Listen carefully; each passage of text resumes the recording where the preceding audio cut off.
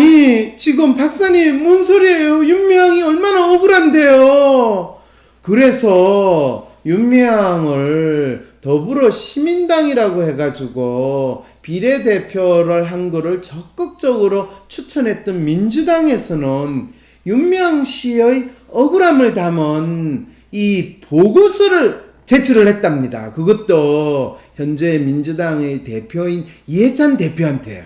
그래서 이해찬 대표는 사적으로 의원 개인 사적으로 윤미향 씨에 대해서 뭔 소리 하지마, 내가 보고받기로는 윤미향 씨가 상당히 억울한 것 같은데 이렇게 이야기했다는데 대체 무슨 사연인지 한번 일단 사연부터 읽어봐 주시죠. 안녕하세요, 박사님. 지난주 윤미향 당선자가 이용수 할머니와 갈등이 생긴 이유에 대해 설명해 주시는 방송 잘 들었습니다. 결국 두 사람이 서로를 잘 이용하다 갈라서게 된 것이라는 걸 알게 되었어요. 그런데 22일 나온 더불어민주당 최고위원 회의에 대해 보도된 기사를 보고서는 의아한 마음이 들었어요. 먼저 기사를 볼게요. 22일 더불어민주당 비공개 최고위원 회의에서 회계부정 의혹에 휩싸인 윤미향 당선인과 관련해 억울하게 당하고 있다는 취지의 보고가 있었다고 회의 참석자가 전했다. 한 회의 참석자는 기자와의 통화에서 지금까지 나왔던 의혹 관련 부분에 대해 윤 당선인 측이 억울하게 당하고 있다는 내용이었다. 그쪽에서 소명해온 내용을 설명했다며 거의 다 해명됐다고 전했다. 서훈 의원실 관계자는 제기된 의혹에 대해 정의연의 해명을 정리한 자료라며 의견이나 해석은 없다고 말했다. 최고위 한 관계자는 윤미향 감싸기는 아니고 일단 사실관계 확인이 필요하다는 취지의 발언이었다고 설명했다. 또 이해찬 대표는 윤 당선자 논란과 관련해 의원 각자 개별적으로 대응하는 건 바람직하지 않다. 당이 끌려다니면 안 되니 중심을 잡아야 한다고 강조했다고 해요. 김현춘 의원이 윤 당선자가 본인도 인정한 문제들에 대해 도의적 책임을 지고 원래 운동가로 돌아가 백의종군하는 것이 가장 바람직한 해법이라고 생각한다고 말했다가 다음날 당의 진상조사단 구성에 방점이 있다고 해명글을 올린 것도 이와 무관해 보이지 않습니다.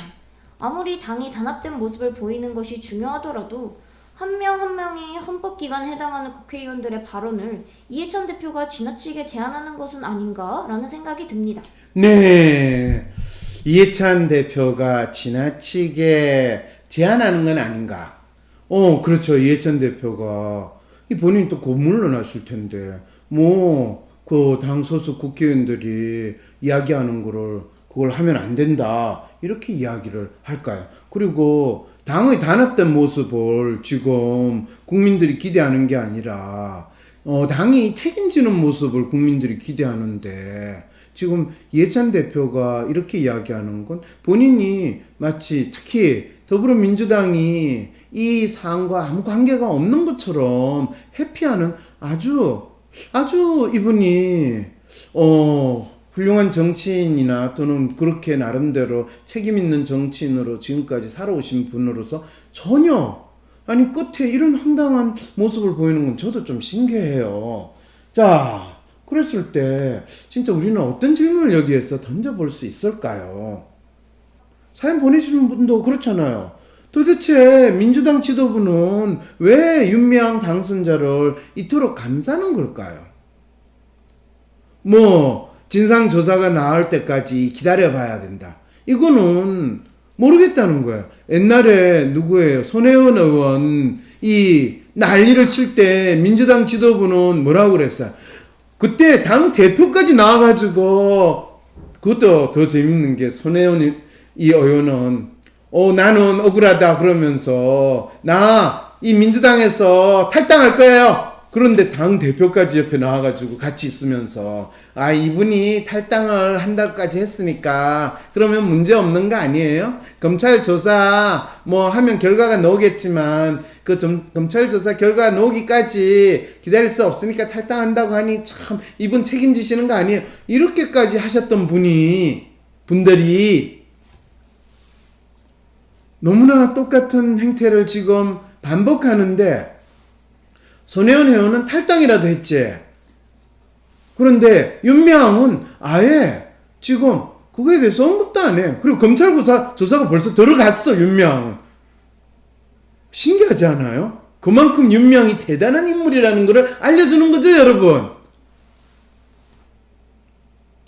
자, 그랬을 때 민주당 지도부가 윤미향을 감싸고 있다는 건 너무나 분명한데, 예. 그러네요. 그런데 사실은 이분한테도 아니 본인이 이미 그렇다고 답을 정해놓고 이 질문을 하면 내가 예 아니요로 답변하라는 건가요? 왜 그러세요? 라고 이야기할 수밖에 없거든요. 그래서 사실 이 지금 사연 보내신 이분이 진짜 하고 싶은 질문은 뭘까요? 사연 읽어주신 분, 이 사연 보내주신 분은 무슨 질문을 하고 싶었을까요? 왜 이렇게 발언을 제안하는지가 궁금하셨던 게 아닐까요? 이해찬 의원이 대표가 당 소속 국회의원들의 발언을 제안한 이유가 뭐냐고 아까 이야기했잖아요. 이해찬 대표가 이거 윤미향을 우리가 보호해줘야 된다 라고 이미 정해놓고 지금 그래도 너무 티나게 보호해줄 수는 없으니까 일단 우리 당하고는 가능하면 큰 문제가 관련이 없는 것처럼 해. 근데 없기는 뭘 없어요. 지금 민주당이 더불어시민당이라 가지고 비례대표로 윤미향 씨를 공천을 줬잖아요.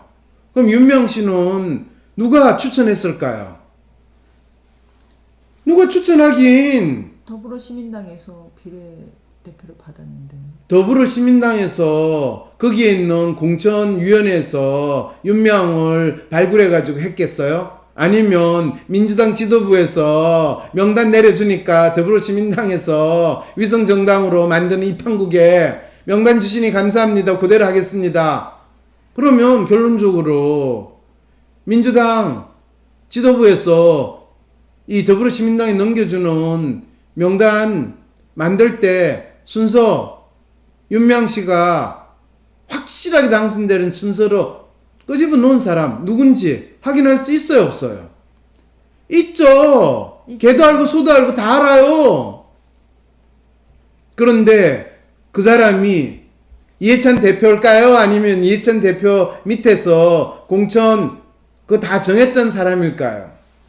기본적으로 윤미향 씨를 이 비례로 공천한 민주당은 마치 자신들이 제대로 된 사람을 공천을 하지 못했다라는 것을 전혀 인정하지 않고 마치 우리는 잘못이 없어요. 이런 거 얼마나 비겁한 이 정치인들의 모습을 있는 그대로 잘 보여주고 있냐. 이게 바로 이 사연에서 지적하는 거죠. 말은 이 윤미향 씨 뭐 이야기하지만은 지금 사실 민주당을 국민들이 압도적인 지지로 이 거의 180석에 가까운 국회의원을 가지도록 했지만은 민주당이나 통합당이나 다 국민들을 덩쳐먹고 속여먹는 나쁜 놈들이라는 거를 우리 국민들은 알아야 돼요. 그리고 앞으로 4년 동안 더 철저하게 이 정치인들을 감시 감독해야 된다라는 거를 이번 새로 국회의원 총선 끝나고 임기 시작하기 전에 이 민주당이 너무너무 생생하게 잘 보여주고 있다는 거예요. 그리고 이해찬 대표는 그동안 본인이 어떤 모습으로 정치활동을 했는가 라는 것을 너무너무 생생하게 마지막 떠나는 그 순간까지 국민들에게 이렇게 각인을 시켜주고 떠나는 이 모습이라는 거예요. 얼마 전에 이 노무현 대통령 11주년 참, 그거를 접하면서 참 착잡했어요. 이 한나라당 이명박 정권으로 정권이 넘어가가지고 노무현 대통령이 죽음으로까지 몰렸는데 그 이후로 10년 동안 진짜 국민들이 많이 힘들어서 그 돌아가신 분의 진짜 마음을 다시 어떻게 보면 상기하고 또 그분이 만들고자 하는 나라를 조금이라도 만들어줬으면 하는 그 마음으로 문재인 대통령을 뽑았어요. 돌아가신 노무현 대통령이 다시 환생해서 다시 살아나서 저분이 못한 일을 조금이라도 해줄 수 있고 그분이 만들고자 하는 사람 사는 세상을 그분의 진짜 분신이라고 할 수 있는 문재인 대통령이 해주실 걸 기대하고 우리는 문재인 대통령을 뽑았어요. 그런데 지난 2년 반 동안 우리는 노무현 대통령이 다시 살아나서 노무현 대통령이 이루지 못한 것을 하셨는가? 라고 생각을 해보면 개뿔! 노무현 대통령은 두 분 다시 살아나시고 싶지 않고 그냥 무덤에 계속 있고 싶은 그런 상황을 지금 2년 반 동안 우리 겪지 않았나요? 그래서 빨리 죽으라고 코로나 바이러스가 나타나가지고 빨리 세상을 떠나고 싶으신 분 빨리 보낸 그 상황에서도 그래도 그게 아니고요. 남은 2년 반은 그래요. 그 민주당이 겨우 과반수로 지내긴 했지만 확실한 과반수가 안 돼서 그런가 보다 해서 지금 확실한 과반수 넘는 150석 수준이 아니라 180 수준. 그동안 여당이 진짜 이렇게 확실하게 된 거는 20년 진짜 박정희 독재 정권 끝나고 나서 난리를 치는 그 순간 이후에 20년 만에 이런 끝까지 국민들이 만들어줬는데 그 국회가 시작하는 이 시점에서 그 거대 여당이 된 민주당이 보이는 이 찌질하고 이 황당한 걸 보면 앞으로 남은 4년 어떻게 될지 여러분 안 봐도 비디오다라고 보통 우리가 이야기하는 이 상황 아닌가요? 요즘 돌아가는 거 보면 노통이 엄청 열불 날 거라고요. 네. 수요 집회 몇 번 가보았습니다. 조용하기도 하면서 주변은 난립니다. 덩쳐먹고 나쁜 놈들이지만 통합당과 민주당은 조금 다릅니다. 그럼요. 최소한 고문하고 간첩으로 몰고 하는 사람 죽이지는 않습니다. 그렇죠. 그 부분은 달라요. 통합당은 고문하고 간첩으로 모는 그걸 쏘고 민주당은 돈통합해 넣어가지고 앵부리 시키는 스케일이 틀려요.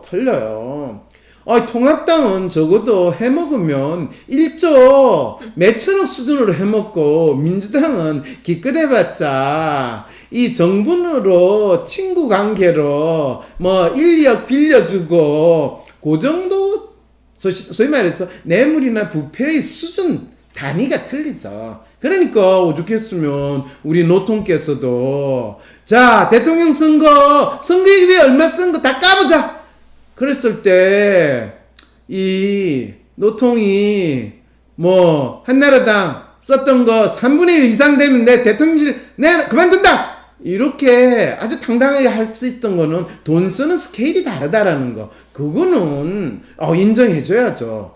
그렇다고 해서 소도둑놈만 도둑놈이고 이 푼돈 훔치는 소매치기는 도둑놈 아니에요? 예, 대한민국 법원은요 이 소매치기 도둑놈을 더 엄브레치 하는 놀라운 사법부라는 것을 아셔야죠. 자, 여당이 승리했더라도 더더욱 조심해서 하는데 아이고 지금 제가 여당 보고 조심하라고 그러는 건가요? 여당이 승리를 했으면 본인들이 찌질하게 승리한 게 아니라 정정당당하게 승리를 했고 또 진짜 이 국민들에게 우리는 어떤 임무를 국민으로부터 부여받았다는 것을 분명하게 알려야지. 우리가 잘났어. 잘나긴 뭘 잘나요. 국민들이 이렇게까지 밀어줬던 거는 진짜 노통이 진짜 만들어 달라고 했던 그리고 진짜 하늘 품고 그분이 돌아가셨는지 어쩐지 모르겠지만 당신의 몸을 던질 때 가슴속에서 염원했던 그거를 이후에 같이 정치했던 동지라는 인간들이 조금이라도 해줬으면 하는 마음에서 이해찬 대표님 제정신이라면 다시 한번 생각해보세요. 기껏 그대 야당 만들어놨더니 지금 뭐를 하시겠다고 국민들한테 보여주시는지요. 유시민님의 노무현 재단은 다르잖아요. 민주당이라고 다 같지는 않아요. 그렇죠. 다르죠. 그래요. 유시민님의 노무현 재단은 만들어지고 나서 그동안 뭐 하셨어요? 노무현 재단이 뭐 했는지, 사람 사는 세상을 위해서 뭐 했는지 좀 알려주세요. 노무현 대통령께서 그렇게 억울하게 죽음의 지경으로 몰렸을 때 그 심리가 뭐고, 그렇게 될 수밖에 없었을 때 이 나라는 진짜 사람 사는 세상이 되려면 사람이 죽어야지만 사람 사는 세상이 뭔지 사람들이 생각하게 되는가. 사실 그게 제가 지금 이 황상민 TV 황심소 방송하는 가장 큰 질문입니다. 대체 그분이 말하는 사람 사는 세상은 뭔가? 아무리 사람 사는 세상을 만든다 하더라도 정신대 할머니 앞세워가지고 수요지태마다 돈통 내놓고 모금했다는 거, 그거는 저는 사실 이번 사건이 일어날 때까지 한 번도 수요집회 가보지 않아서 그 돈통 모금이 있었다는 거 몰랐어요. 그 이야기 들으니까 갑자기 저도 멘붕 상태가 온 것 같아요. 그래서 진짜 우리가 무슨 일을 하고 사람들이 먹고 살려면 돈이 필요하죠. 돈도 중요해요. 활동하려면 돈도 중요해요. 그렇지만은 기본적으로 내가 하고 있는 일이 가진 가치나 의미가 뭐라는 걸 정확히 안다면 할 짓이 있고 안 할 짓이 있거든.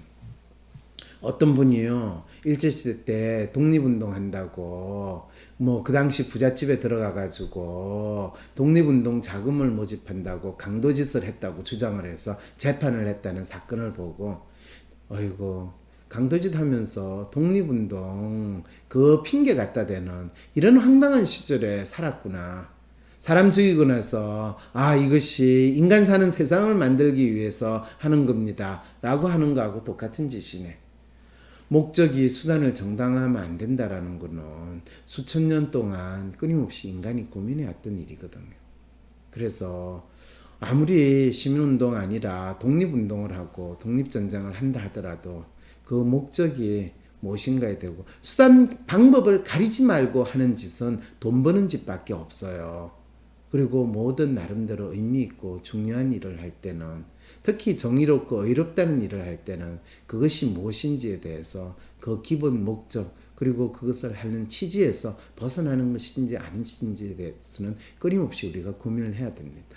그럴 때 정치라는 것도 마찬가지입니다. 정치는 사람 사는 세상을 만들기 위한 활동이라고 생각하신다면 그것을 이루기 위해서 제대로 사람 사는 게 뭔지 그 질문에 대한 답부터 하고 우리는 해야 되는 거거든요. 너무나 뻔하고 하나만한 꼰대 같은 소리라고 생각할지는 모르겠지만 여러분들하고 이런 이야기를 나누고 싶었습니다. 내 삶의 다양한 어려움과 도전에 직면한 여러분, 그 문제가 무엇인지, 내가 어떤 사람이고 무엇을 원하는지도 정확히 파악하지 않고 책이나 강연을 보며 누구에게나 맞지만 아무에게도 맞지 않는 답을 찾고 있나요? 책이나 강연에서 남에게 맞는 답을 찾는 것은 이제 그만. 지금부터 나에게 맞는 해법을 찾아보세요. 하버드 심리학 박사님이 만든 한국인 맞춤 성격 검사 WBI, 리얼리스트, 로맨티스트, 휴머니스트, 아이디얼리스트, 에이전트 5가지 유형 중 자신의 기본 성향을 파악하고 릴레이션, 트러스트, 매뉴얼, 셀프, 컬처 5가지 항목 중 자신이 무엇을 중요시 여기며 살아가는지 알아가며 여러 성격 유형의 사람들을 실제로 만나 함께 각자의 고민과 욕망에 대해 학습하며 나의 성격에 맞게 문제를 해결하고 성공하는 방식을 배우실 수 있습니다. 바로 7월 4일 열리는 WPI 초급과정 워크숍에서 말이죠. 온라인으로도 참여 가능합니다. 관련 문의는 사람에 대한 지혜를 나누는 위즈덤 센터. 위즈덤 센터가 삶을 고민하는 많은 분들에게 사회적 기업 활동으로 무료 상담을 받을 수 있는 프로그램을 만들었습니다. 상담 비용이 부담스러우신 분, 자신의 고민이나 아픔의 정체가 무엇인지 알지 못해 상담을 주저하셨던 분을 위해 상담 기회를 제공합니다. 상담을 통해 자신의 마음을 확인하고 자신의 문제에 대한 통찰을 경험할 수 있을 것입니다. 세상 사람들과 내가 다르다고 느낄 때, 나만의 특성, 나만의 마음을 알고 싶을 때, 이해받지 못하는 나를 내가 이해할 수 있는 방법, WPI 검사. WPI 검사를 통해 자신을 알고 자신감 있게 하루하루를 살아가세요. 검사는 황상민의 심리연구소 사이트에서 하실 수 있습니다. 황상민 박사님과 1대1 비공개 상담을 할 수 있다고요? 비슷한 WPI 프로파일, 상담 사연을 봐도 알 수 없었던 자신의 본질적인 문제를 파악하고 생각지도 못했던 실용적인 해결 방법을 얻으실 수 있습니다. 자기 삶의 통찰을 얻으시고 반복되는 문제에서 벗어나 원하시는 삶을 살아가세요. 관련 문의는 위즈덤 센터로 연락 바랍니다. 때론 귀여움으로, 때론 멋진 스타일로, 때론 호통으로, 또는 날카로운 통찰로 때론 허당미까지 당신의 불면을 밝혀줄 황상민의 심리상담소가 훨훨 날아갈 수 있게 작은 약속이 모여 응원해주세요. 후원해주세요. 당신의 후원으로 쑥쑥 크는 황심소. 해피 나눔을 통해 후원 가능합니다.